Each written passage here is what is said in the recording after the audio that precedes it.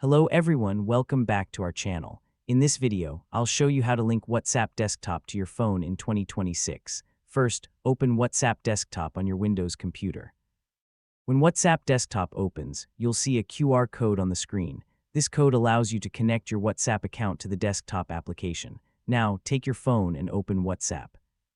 Next, open the Linked Devices section. Depending on your phone, you may need to tap the three-dot menu first to find this option. Now tap Link a Device. If your phone asks you to unlock or verify yourself, complete that step. After that, the QR scanner will open on your phone. Now point your phone at the QR code displayed on your computer screen. Make sure the QR code is fully visible and centered inside the scanner. Once the code is scanned, WhatsApp will begin connecting your phone to the WhatsApp desktop application. Wait a few moments while the connection is completed.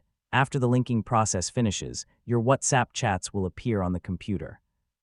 You can now use WhatsApp Desktop to send and receive messages from your PC while your WhatsApp account remains connected to your phone.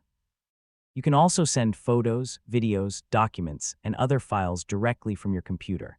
If you want to check your connected devices later, simply open Linked Devices on your phone. From there, you can see your connected computers and remove a device if you no longer want it connected.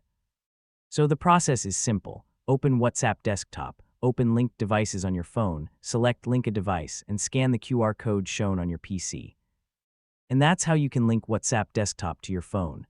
Thanks for watching, and don't forget to like, subscribe, and stay tuned for more helpful tutorials.